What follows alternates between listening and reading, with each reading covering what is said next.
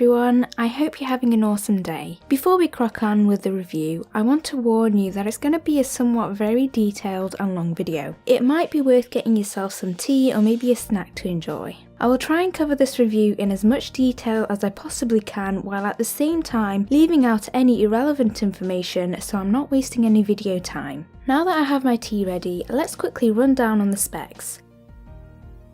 This is the Ugee 2150, a 21.5 inch wide IPS screen with a 178-degree viewing angle, with a screen resolution of 1920 by 1080. It comes with a multi-angle adjustable stand attached at the back which can be unscrewed for mounting onto a monitor arm or maybe even wall mounting if you plan on using as an external monitor or gaming monitor. But then again, you might struggle to draw if it's wall mounted. The pen comes with 2048 levels of pressure and 2 buttons at the side. The connections interface has sockets for DC power in, VGA input, HDMI input and USB input. It is compatible with Windows XP, Vista 7, 8, 10 and with macOS X 10.4 and above. I'm not going to go into details regarding what came in the package because I have already done an unboxing and setup on the Mac in another video. I'll leave a link in the description as well as in the top corner of this video.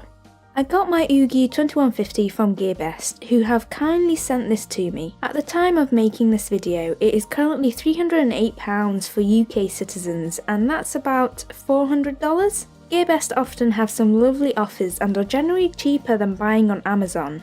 The cheapest I could find on Amazon at the time of making this video was £459.99, which is much more expensive than GearBest. I'll leave links to both GearBest and Amazon down below in the description box for you to check out and compare for yourself.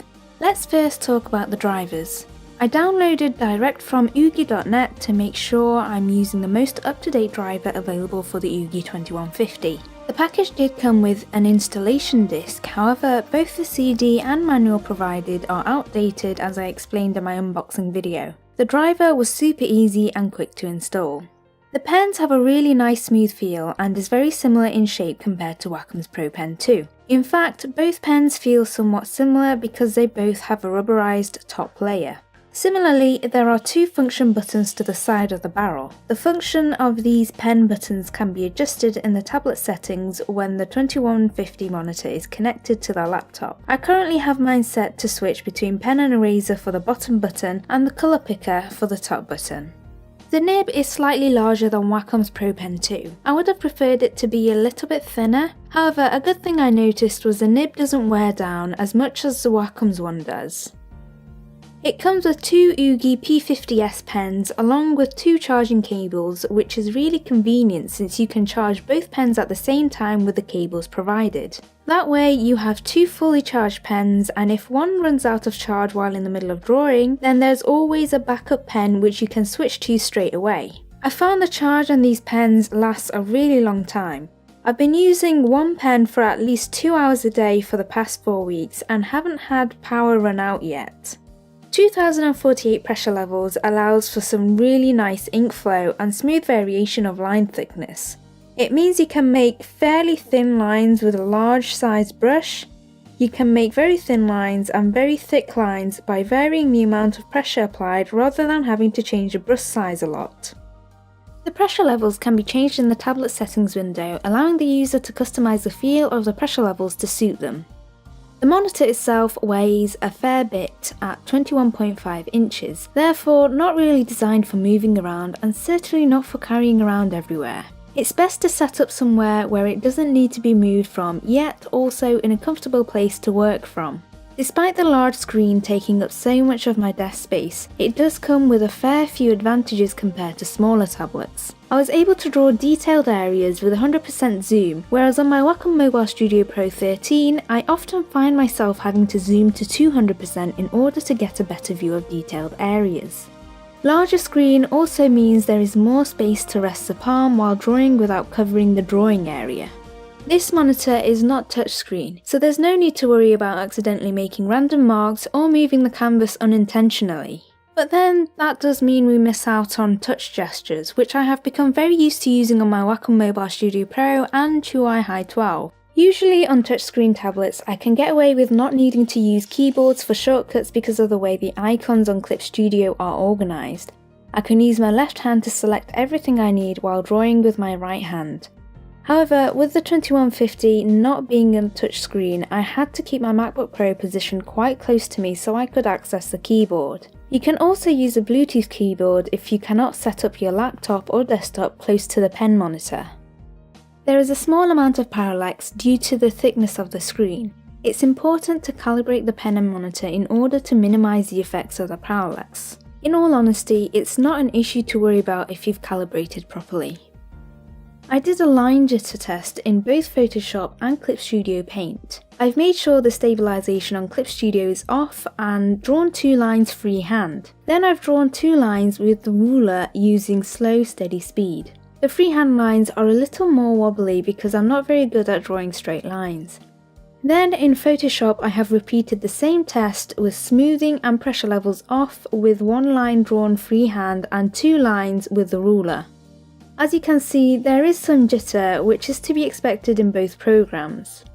And those of you who know a bit more about pen jitter will know that all graphics tablets have a degree of jitter. There isn't a tablet out there that I know of that has 0% jitter. So to compare, here is a jitter test from my Wacom Mobile Studio Pro. As you can see, there is more jitter on the 2150 in comparison to the Mobile Studio Pro, but then again, you've got to remember this Mobile Studio Pro cost me $1,500. In regards to colour reproduction, I was able to get really close to the MacBook Pro's Retina screen, but it does take a lot of modifications in the settings. I'll walk you through my settings to show you how I have mine set up. The brightness is set at 40 and the contrast is set at 49, and I have the gamma set to on. I know it's weird the way the brightness is set so low, but for some reason when the brightness is increased, the lighter colours all become whiter, almost too white, and kind of blend in and become one colour. Anyway, moving on to the colour temperature settings, I have it set to user, reason being the presets from 5000K to 11500K and sRGB give me very funny colours that totally don't match my MacBook Pro. When using a preset colour temperature, the red, green, blue options are locked. Going to user option unlocks these 3, so now I can manually adjust the colour ratio. After a lot of changes, here is what I settled for. 72 for red, 61 for green, and 64 for blue. But that's not it.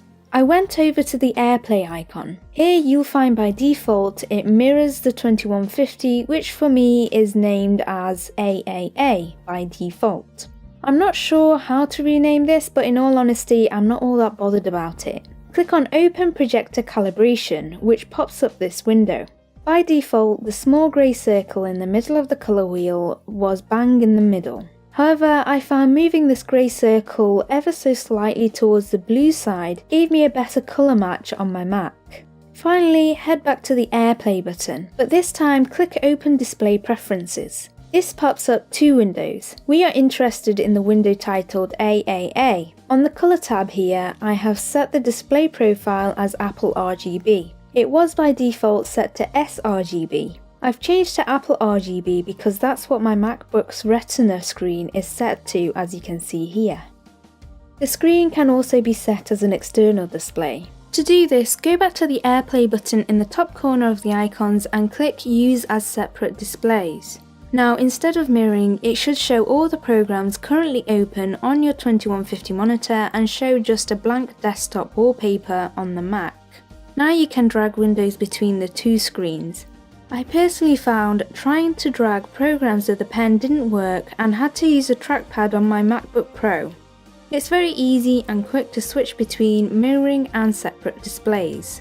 My most favourite part of the 2150 is probably the stand mechanism, mostly because I wish my Wacom Mobile Studio Pro came with a mini version of this. It can't hurt to dream, right? This stand can very easily be altered to any position with the pull of one lever at the back.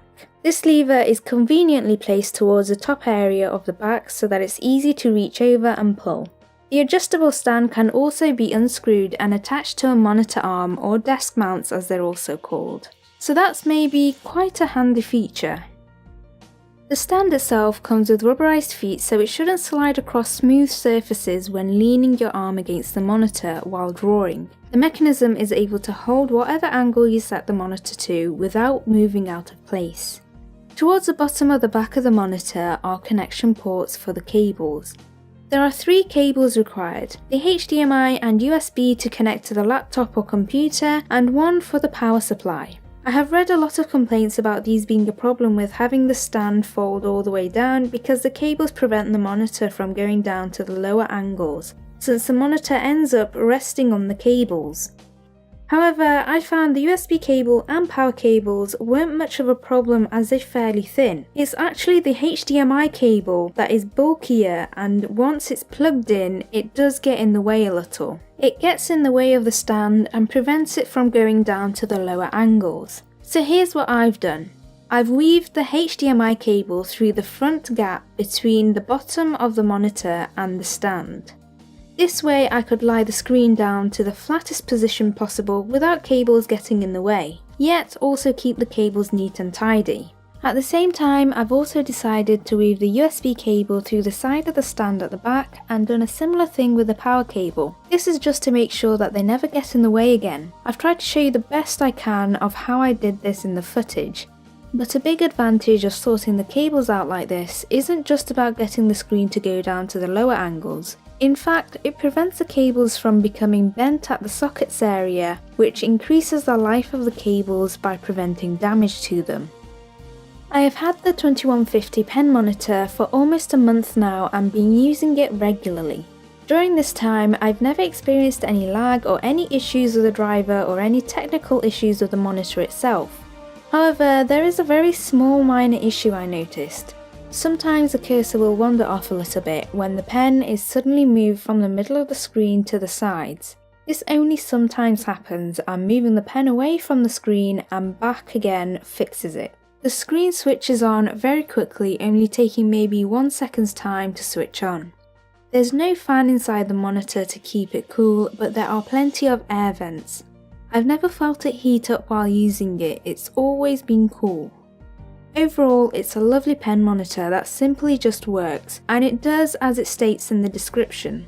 It's a solid build with a sturdy feel. It's got 2048 levels of pressure, which is fantastic for drawing and colouring, producing beautiful strokes, and ink flow from the pen feels really good.